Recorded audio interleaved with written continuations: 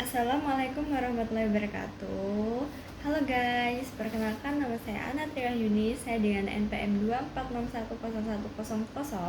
Saya dari Prodi S1 Manajemen Fakultas Ekonomi dan Bisnis.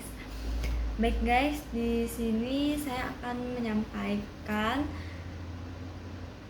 soal tentang mata kuliah manajemen keuangan, yang dimana tugas itu untuk memenuhi UAS mata kuliah manajemen keuangan. Mari saksikan guys. Baik guys, yang memasuki soalnya yaitu ada tahun 2008 nih, PT Bintara Persada Tbk ini dia berinvestasi dengan modal sendiri yaitu senilai 100 juta dan modal kerjanya itu senilai dengan 1 juta guys. Terus umur ekonomisnya selama 5 tahun itu disusulkan tanpa nilai sisa. Pengembalian tingkat bunga yang diinginkan itu senilai dengan 15%. Terus berapa sih perkiraan laba setelah pajak itu selama 5 tahun itu? Yang pertama itu 950 juta, terus ada 1100 juta, 1250 juta, 1400 juta, dan 1650 juta. Terus berapa kas bersih yang diterima di akhir tahun? Terus guys, kita itu menghitung PI, dimana yang sama dengan PI yang pertama itu P total, V itu kas bersih dibagi dengan V investasi guys, yaitu dimana V itu sama dengan V kas bersihnya itu sekitar 4,664,752, terus dibagi dengan 100, terus sama dengan itu hasilnya 4,24 kali. Setelah itu berarti guys, jika PI-nya lebih besar daripada 1 maka proyek diterima, dan jika PI-nya kurang dari 1 maka proyek ditolak. Terus guys, berdasarkan nilai PI yang lebih dari 1 yaitu 4,24 kali, maka VV-nya itu diterima. Ini kita akan melanjutkan yaitu dengan cara menghitung NPV net present value, yaitu rumus yang digunakan yang utama itu adalah NPV total, PV kas bersih dikurang PV investasi. Terus langkah-langkahnya yaitu yang pertama itu project. Ini adalah total uang masuk per tahun ya guys. Jadi di catatannya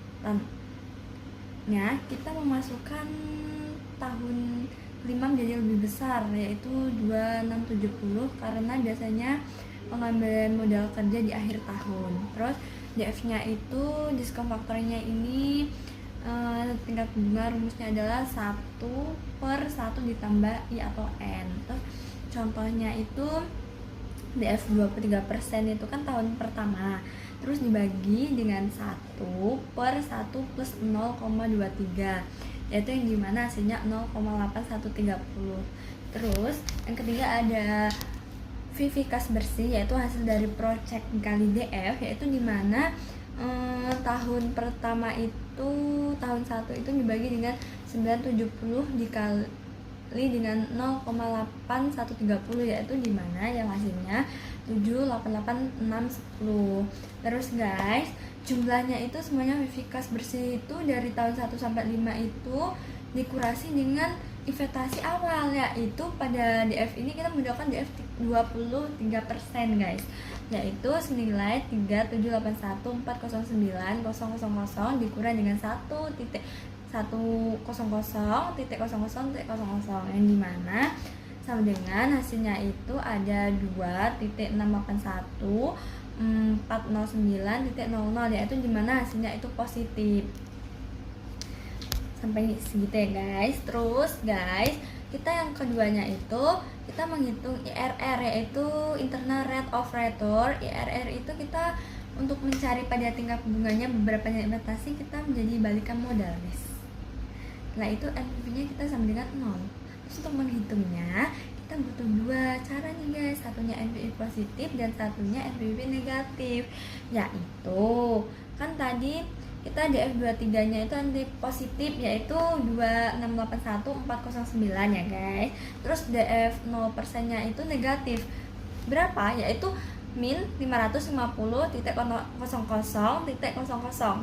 Nah, setelah itu rumus IRR nya itu kita memakai NPV 1 IRR, yaitu sama dengan I ditambah X dikali buka kurung 12 dikurang 11 tutup kurung, terus yaitu NVV 1 dikurang NVV 2 guys.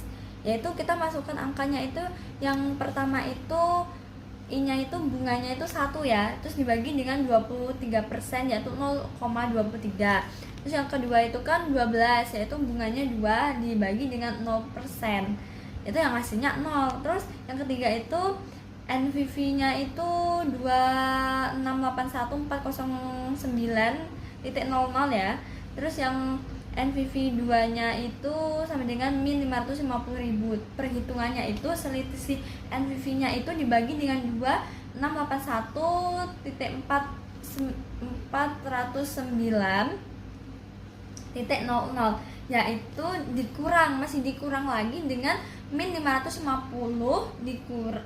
min 550.00, yaitu yang dimana hasilnya 3281409. Terus pembagiannya itu guys 2681409.000 itu dibagi dengan 3, 231.409.00, yang dimana itu menciptakan hasil 0,8297, dimana hasil akhirnya itu 23% itu ditambah dengan 0,8293 dikali dengan 0% dikurang 23%, yang dimana 23% nya itu dikurang dengan 18,08%, yang dimana hasilnya 3,92%.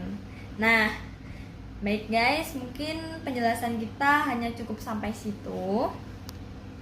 Baik guys, itulah soal kita hari ini dan pembahasan kita hari ini. Mungkin saya menjelaskannya mungkin agak belibet ya guys, karena ya saya juga masih belajar di sini. Kalau kurang lebihnya saya mohon maaf. Terus kalau ada pertanyaan atau hal yang ditanyakan tentang materi kita hari ini, kalian bisa DM kita di Instagram kita. Baik, semuanya mungkin cukup sampai sini.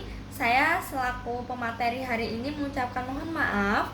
Saya akhiri. Wassalamualaikum warahmatullahi wabarakatuh.